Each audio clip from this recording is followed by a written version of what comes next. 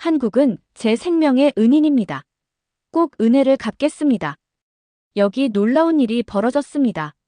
산청, 울산, 의성 등 한국의 산불 소식이 전해지자 미국 여기저기에서 한국을 돕겠다는 손길이 이어지고 있습니다.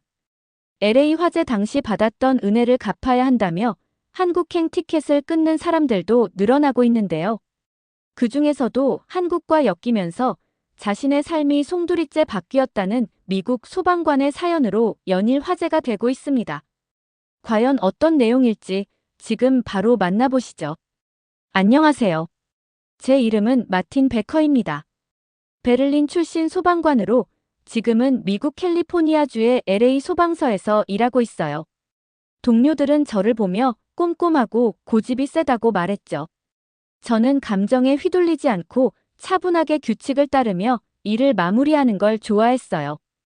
2025년 1월의 그날도 LA 북부 지역에서 발생한 대형 산불과 싸우고 있었어요. 하늘은 무서울 정도로 주황빛이었고 공기에서는 제 맛이 나고 있었죠. 저는 평소처럼 모든 장비를 꼼꼼하게 확인했어요. 보호장비, 도끼, 무전기까지. 모든 것이 제자리에 있었습니다.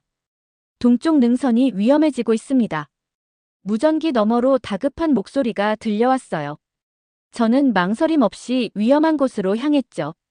항상 혼자 일하는 걸 선호했거든요. 방해도 적고 더 효율적이니까요.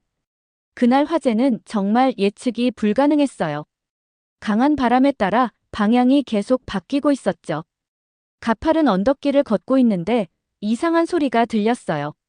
처음엔 낮은 울림이었다가 금세 큰 굉음으로 변했죠. 반응할 틈도 없이 발밑에 땅이 무너져 내렸어요. 몇 주간의 화재로 불안정해진 토양이 산사태를 일으킨 거였어요. 저는 굴러떨어졌고 흙과 하늘이 번갈아 보이는 가운데 세상이 빙글빙글 돌고 있었어요. 쓰러져 있던 나무에 부딪힌 뒤에야 멈출 수 있었죠. 다리에 통증이 느껴졌어요. 무전기는 산산조각이 났고요. 주변은 짙은 연기로 가득 차 있었고 불은 여러 방향에서 다가오고 있었습니다. 소방관 경력 중 처음으로 진짜 두려움이 내 안에서 자라고 있었어요. 부상을 당했고 주변에는 아무도 없었으며 도움을 요청할 방법도 없었으니까요. 다친 다리를 끌며 탈출구를 찾으려 노력하는 동안 몇 시간이 흘렀어요.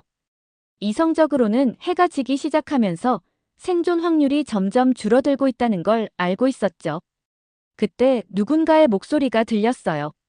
우리 소방팀이 아니라 제가 알아듣지 못하는 언어를 말하는 낯선 사람들이었어요.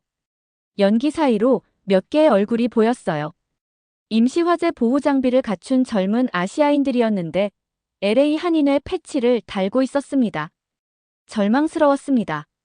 지금 제 상황에 필요한 건 전문 구조대원이지 아무것도 모르는 자원봉사자가 아니었으니까요. 저는 순간 의심이 들었습니다. 일반 시민들이 여기서 뭘 하고 있는 거지? 그것도 한국인들이. 저는 한국인들에 대해 잘못된 생각을 많이 갖고 있었거든요. 비효율적이고 너무 감정적이고 비현실적이라고 생각했어요. 여기 누군가 있어요. 젊은 남자가 저를 발견하고 소리쳤어요. 김민호라는 사람이었는데 그의 얼굴은 그을음으로 새까맣게 변해 있었지만 어떻게든 웃고 있었죠. 걸을 수 있으시겠어요? 차분하고 지적인 눈빛을 가진 서지수라는 여성이 물었어요. 저는 고개를 끄덕이며 마지못해 그들의 도움을 받아들였어요. 그들이 간이 들 것을 만들어 저를 조심스럽게 옮기는 동안 저는 입을 다물고 있었어요. 몸보다 자존심이 더 상했거든요. 누구의 도움도 필요하지 않기를 바랐어요. 특히 제가 알지도 못하면서 무시했던 사람들의 도움은 더더욱이요. 이송된 야전 병원은 완전 아수라장이었어요. 기침하는 환자들, 분주하게 움직이는 의료진, 그리고 머리 위로 계속 들려오는 헬리콥터 소리까지. 저는 간이 침대에 누워서 좌절감과 무력함을 느끼고 있었죠. 한국인 자원봉사자들은 이곳에서도 계속해서 이리저리 움직이며 도울 수 있는 곳에서 도움을 주고 있었어요. 지수가 김이 모락모락 나는 그릇을 들고 다가왔어요. 그녀는 이것이 떡국이라는 한국의 수프라고 말하며 제 체력을 회복하는데 도움이 될 거라고 했습니다. 저는 국물 위에 떠 있는 하얀 덩어리들이 낯설게 느껴져 거부감이 들었어요. 저는 됐습니다. 단호한 저의 말에 그녀의 눈에서 뭔가가 스쳐 지나갔어요. 상처받은 감정이 아니라 이해하는 눈빛이었죠. 그녀는 조용히 한국에서는 이 음식을 가족에게 준다고 설명했어요. 새로운 시작을 상징하기도 한다고요. 가족이라. 저는 오랫동안 누군가의 가족이라고 생각한 적이 없었어요. 하물며 오늘 처음 본 낯선 사람들과 가족처럼 엮일 일은 더더욱 없었죠. 배에서 작게 꼬르륵 소리가 났지만 저는 먹지 않겠다고 계속 고집을 부렸어요. 지수는 떡국을 제 옆에 놓으며 선택은 제 몫이라고 말하고는 다른 환자를 돕기 위해 자리를 떠났죠. 그날 밤 병동이 조용해졌을 때 저는 결국 배고픔을 이기지 못하고 떡국을 맛보았어요. 맛은 낯설었지만 위로가 되는 맛이었어요. 부드러운 떡이 들어간 따뜻하고 구수한 국물은 단순한 음식 이상으로 느껴졌어요. 말로 설명할 수 없는 정성이 담겨 있었습니다. 이후 며칠 동안 저는 한국인 자원봉사자들을 유심히 지켜봤어요. 지수는 제가 하는 것만큼이나 꼼꼼하게 의료 물품을 관리하고 있었고, 민호는 지치지 않는 밝은 에너지를 가지고 있었어요. 언어가 잘 통하지 않아도 모두가 느낄 수 있는 농담으로 사람들의 기운을 북돋우고 있었죠. 그들은 효율적이면서도 따뜻함이 공존하는 조화로운 모습으로 일하고 있었어요.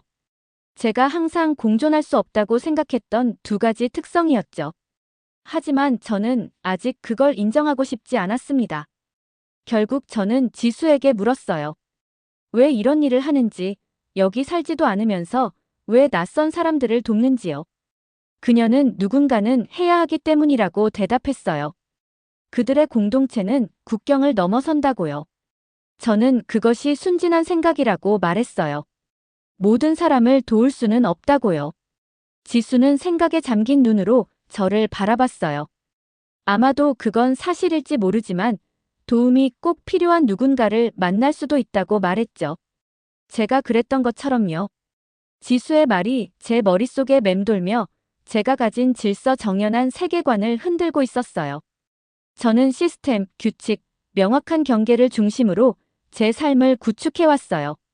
하지만 이 한국 사람들은 다른 원칙으로 움직이고 있었죠. 사람 간의 연결과 연민, 공동체 정신 같은 거였어요. 저는 그들이 비현실적인 몽상가라고 스스로에게 말했지만 그들이 얼마나 효과적인지도 부인할 수 없었어요. 회복하는 동안에도 저는 계속해서 그들과의 우정을 거부했어요. 대화를 짧게 끝내고 함께 식사하자는 초대도 거절했죠. 그런데도 어쩐지 그들은 제가 모르는 사이에 제 스승이 되어가고 있었어요. 구호 물자가 부족할 때 민호가 유머로 긴장을 풀어나가는 모습을 지켜보고 있었죠. 지수가 실용적인 효율성뿐만 아니라 인간의 필요와 감정을 고려한 시스템을 만드는 것도 눈여겨보았고요. 어느 저녁, 비가 세차게 내리고 있을 때 한 노인 환자가 공황 상태에 빠졌습니다. 할머니의 호흡이 빨라지고 눈은 공포로 가득 차 있었죠. 의료진이 도착하기도 전에 지수가 그 할머니의 곁에 있었어요. 지수는 그 나라의 언어를 할 줄 몰랐지만 할머니의 손을 잡고 부드러운 멜로디를 흥얼거리고 있었어요. 서서히 할머니의 호흡이 안정되었죠. 그녀는 어떤 약이나 장비도 사용하지 않고 단지 인간적인 위로만으로 할머니를 안정시켰어요. 또 다른 날은 민호가 물품을 배분하는 모습을 보고 충격을 받았습니다. 모두에게 돌아갈 담요가 충분하지 않자 그는 자신의 것을 나눠주었죠. 나중에 그가 추위에 떨고 있는 모습을 발견했지만 그는 여전히 미소를 지으며 다른 사람들에게 따뜻한 차를 대접하고 있었어요. 이건 논리적으로 이해가 되지 않았어요. 자기 희생은 효율적이지도 실용적이지도 않았거든요. 지켜볼수록 저는 더 혼란스러워지고 있었어요. 제 훈련에서는 감정이 판단을 흐린다고 전문적인 거리두기가 효과적인 응급 대응에 필요하다고 배웠거든요. 하지만 이 사람들은 온 마음을 다해 위기에 대처하고 있었고 그것이 그들을 약하게 하는 게 아니라 더 강하게 만드는 것 같았어요. 시간이 지날수록 제 확신들이 무너져가고 있었고 그것을 대체할 것이 무엇인지 알 수 없었죠. 야전 병원을 떠날 때가 되자 지수는 저에게 알록달록한 천으로 쌓인 작은 꾸러미를 건네주었어요. 안에는 한국의 전통 문양이 새겨진 수제 팔찌가 들어있었죠. 보호를 위한 거예요. 그녀가 미소 지으며 말했어요. 저는 뻣뻣하게 고개를 끄덕였어요. 선물이 불편했지만 거절할 수 없었죠. 그때는 이 작은 물건이 얼마나 중요해질지 몰랐습니다. 그렇게 근무에 복귀한 지 몇 달 후, 저는 뉴스를 보고 있었어요. 그런데 갑자기 익숙한 광경이 눈에 들어와 저를 얼어붙게 만들었죠. 한국에서 발생한 대규모 산불이었어요. 불타는 산비탈, 대피한 마을 사람들, 그리고 지친 소방관들의 모습이 화면에 보이고 있었어요. 제 가슴 속에서 뭔가 예상치 못한 감정이 일렁이고 있었습니다. 그날 밤은 잠을 이룰 수 없었어요. 계속해서 여러 장면들이 제 머릿속을 스쳐 지나가고 있었거든요. 지수의 야무진 손길, 민호의 밝은 미소, 따뜻했던 떡국의 맛.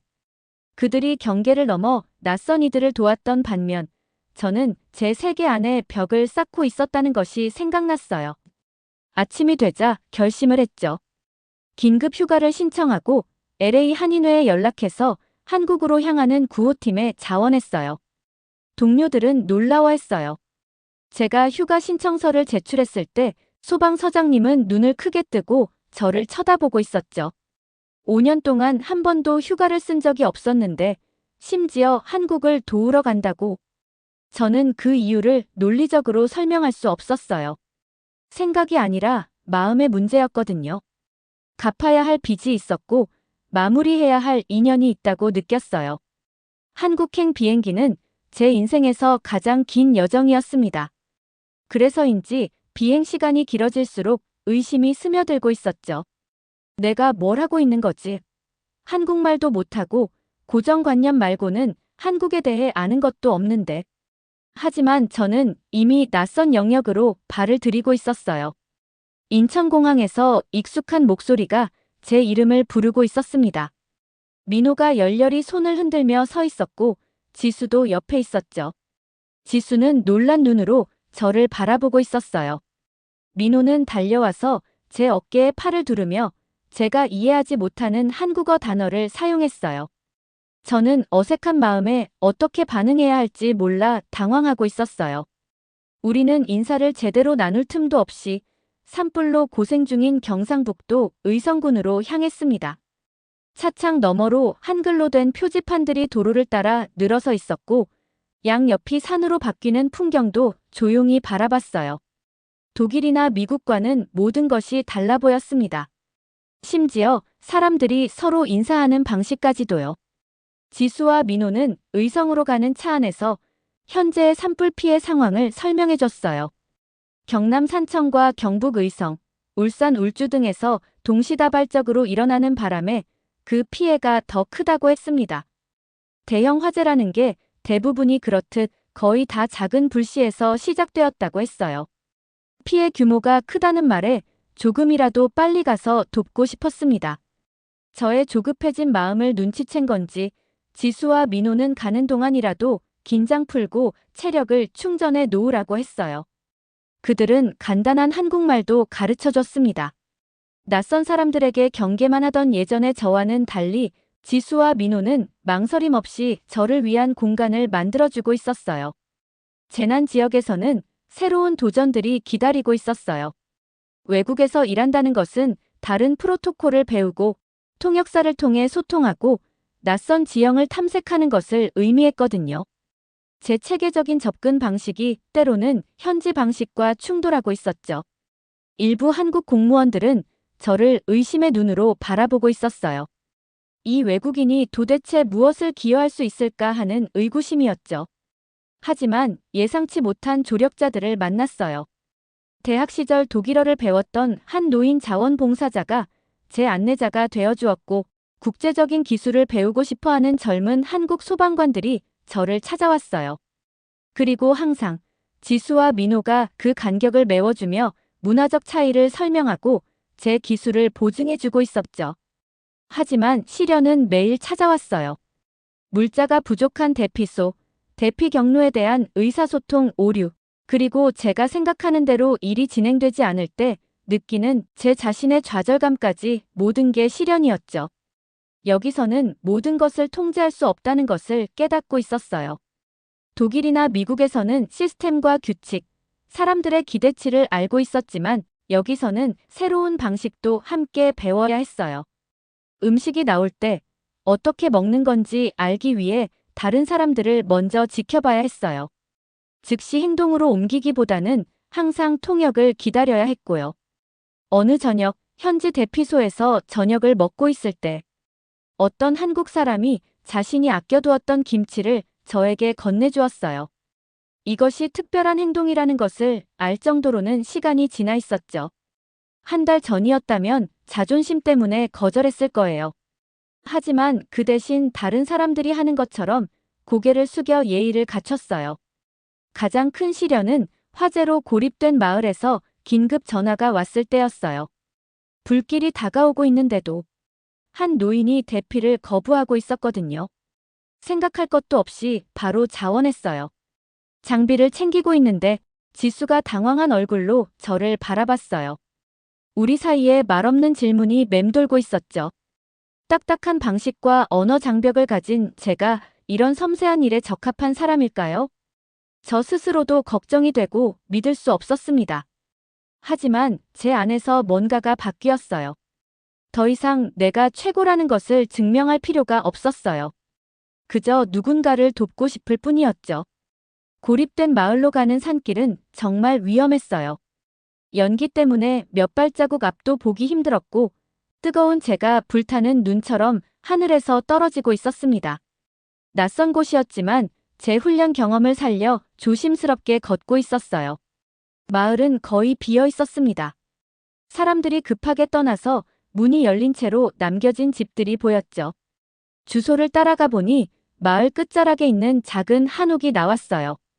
안에는 할머니 한 분이 나무 괵장 옆에 단단히 앉아 계셨어요. 통역사는 불이 점점 가까워지고 있으니 당장 떠나야 한다고 설득했지만 할머니는 괵짝을 더 꽉 붙들며 움직이려 하시지 않았어요. 이 안에 죽은 남편의 물건들이 들어있어요. 집안 대대로 전해 내려온 것들이죠. 이것 없이는 떠나지 않을 거예요. 저는 이성적으로 상황을 살펴봤어요. 괵짝은 정말 무거워 보였습니다. 조각된 나무에 금속 장식이 달려 있었거든요. 80대 할머니가 들고 이동하기엔 너무 무거웠어요. 이런 생각을 하는 사이에도 불은 매분마다 더 가까이 다가오고 있었어요. 통역사에게 제가 괵짝을 들겠다고 말했습니다. 안의 모든 물건을 안전하게 지키겠다고 약속했죠. 통역사가 제 말을 전하자 할머니의 눈이 저와 마주쳤어요. 같은 언어를 쓰지 않았지만 할머니 눈에서 느껴지는 감정을 알아볼 수 있었어요. 중요한 것을 지키려는 강한 의지, 제가 느끼는 것과 똑같은 마음이었죠. 처음으로 할머니를 해결해야 할 문제가 아니라 지켜야 할 추억을 가진 한 사람으로 진심으로 대하게 되었어요. 통역사는 할머니께서 저를 신뢰하고 있다고 전해줬어요. 저더러 남편과 닮은 좋은 눈을 가졌다고 했습니다.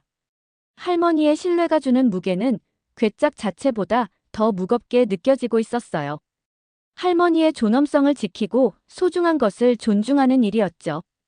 대피소로 돌아오는 길은 정말 무서웠어요. 불이 앞으로 번져서 우리가 계획했던 길을 막고 있었거든요. 무거운 괵짝을 안고 통역사가 할머니를 부축하는 상태에서 다른 탈출로를 찾아야 했어요. 전에 대피로로 눈여겨봐둔 가파른 길을 따라 움직이고 있었죠. 모든 걸음이 신중한 판단을 필요로 했어요. 발을 안전하게 디디고 최선의 경로를 찾고 연기 속에서도 꾸준히 숨을 쉬어야 했거든요. 마침내 대피 구역에 도착했을 때 할머니는 제 손을 잡고 눈물을 흘리셨어요. 더 이상 통역이 필요 없는 순간이었죠. 사람들은 제가 할머니의 생명뿐만 아니라 문화유산을 구한 거라고 칭찬했어요. 그날 밤 대피소에서 저는 평소처럼 혼자 앉아있는 대신 단체 활동에 참여했어요. 자, 이렇게 4개를 잡고 하늘을 향해 던져보세요. 사람들이 유치라는 전통 한국 보드게임을 가르쳐주면서 제 서툰 시도에 웃고 있었죠. 그 덕분에 저도 오랜만에 긴장감을 내려놓고 편하게 웃을 수 있었어요. 즐겁게 한국의 전통 게임을 즐기고 오늘도 화재 진압으로 지친 소방관들에게 도시락을 나눠주는 일도 도왔습니다. 그때였습니다. 한 할아버지가 민요를 부르기 시작하자 대피소의 모든 사람들이 함께 부르며 어려운 상황을 다 같이 이겨나가자 의지를 모았어요. 한국의 가족들은 힘든 상황에서도 서로를 살피는 따뜻한 사람들이었어요. 한 할아버지가 어린 소년에게 종이 비행기 접는 방법을 알려주고 계셨고 사람들은 십시일반 자신들의 음식을 모아서 분배하고 있었죠. 이런 친절한 마음과 행동들이 어디에나 늘 가득했어요. 저는 대피소 밖에 조용히 앉아 있었어요. 밤 공기는 시원했어요. 마침내 연기가 어느 정도 거친 듯 맑아져 있었죠. 별들이 구름 사이로 살짝씩 얼굴을 내밀고 있었어요. 그때 지수가 저를 찾아왔어요. 그녀는 제가 변했다고 말했습니다.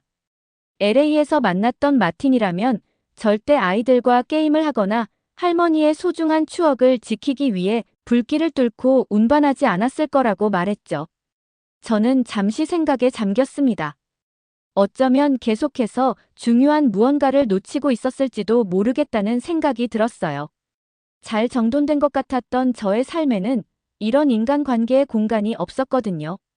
공간보다는 효율성을, 영혼보다는 시스템을 더 가치 있게 여겼던 거죠. 저는 낯선 이 한국 땅에서 많은 것을 배워가고 있었습니다.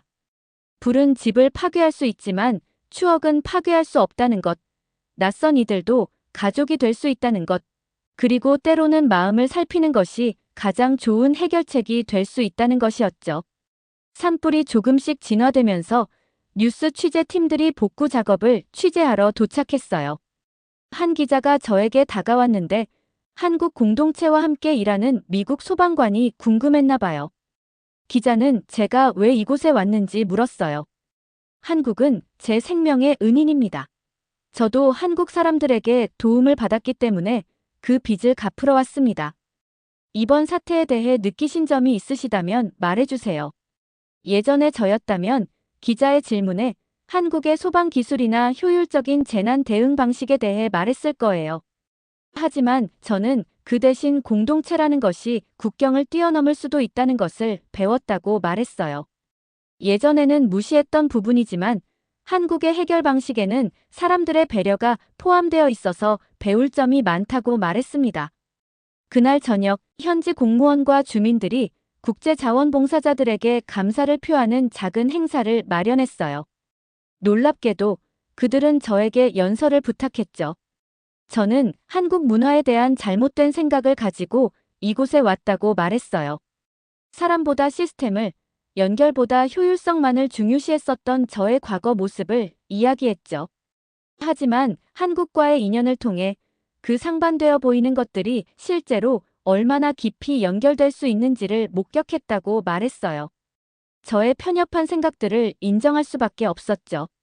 한국의 자비 속에서 실용성을, 한국의 공동체 속에서 효율성을 보았다고 설명했습니다. 그들이 서로 돕는 방식은 단순한 친절이 아니었어요. 그것은 생존이자 힘이었죠. 한국을 도와주러 와주셔서 감사합니다. 누군가 큰 소리로 외쳤고 그걸 들은 제 목소리가 조금씩 떨리고 있었어요. LA에서 저를 구해주고 여기서도 저를 환영해준 한국 공동체에 진심으로 감사함을 표했습니다. 한국은 제가 갚을 수 있는 것보다 더 많은 것을 주었다고요. 세상을 바라보는 다른 방식을 보여주기도 했고요. 독일어로 우리는 이것을 비덕의 브루트라고 부릅니다. 다시 태어났다는 뜻이죠. 저를 다시 태어나게 해주셔서 감사합니다. 많은 사람들이 눈물을 글썽이고 있었고 놀랍게도 저 역시 뺨에 흐르는 촉촉한 것을 느꼈어요. 한때 제가 가장 두려워했던 이 개방성이 이제는 일종의 힘처럼 느껴지고 있었습니다. 한국에서의 마지막 날들은 제가 이전에는 PS 인연으로 가득 차 있었어요. 현지 소방관들과 막걸리를 나누며 그들의 기술을 배우고 있었죠. 활짝 웃으며 한국어 단어를 가르쳐 주시는 마을 어르신들과 함께 마을 회관을 재건하는 일도 도왔어요. 지수와 민호는 여전히 제 안내자였지만 이제는 진정한 친구처럼 느껴졌어요. 마지막 밤, 지수는 저에게 언젠가 한국에 다시 올 것인지 물었어요. 아무런 망설임도 없이 그렇다고 대답하는 제 모습에 스스로도 놀랐습니다.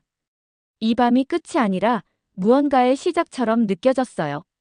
사람들과 맛있는 한국 음식을 나누어 먹으면서 제 변화가 완성되었다는 것을 깨달았어요. 몇 달 전 LA 산불 사고로 죽을 위기에 처했었던 엄격하고 꽉 막힌 소방관은 이제 다시 태어났어요. 내일이면 다시 미국의 일터로 돌아가겠지만 이제는 복잡하고 아름다운 인간 관계에도 마음을 활짝 열었으니까요. 그날 밤 집으로 돌아갈 여행을 위해 가방을 꾸리고 있었어요. 제 소지품 중에는 어떤 할아버지가 주신 작은 나무 조각품, 대피소 아이들이 직접 써준 쪽지, 그리고 지수가 선물해준 팔찌가 있었어요. 이 소박한 선물들이 이제는 어떤 상이나 인정보다 더 큰 가치를 가지고 있었죠. 막상 한국을 떠나려니 많이 아쉬웠어요. 하지만 이것이 진짜 작별이 아니라는 걸 알고 있었죠. 제 마음 주변의 벽이 무너지고 그 자리에 다리가 세워졌어요. 문화를 연결하고 사람들을 연결하며 과거와 현재의 저를 이어주는 다리였습니다. 미국에 돌아가서도 한국에서 배운 정을 나누며 사람들과 함께 살아가겠습니다. 다음에는 좋은 일로 한국에 방문하고 싶어요. 감사합니다. 오늘의 영상은 여기까지입니다. 오늘의 사연 재미있게 보셨다면 구독과 좋아요 부탁드릴게요.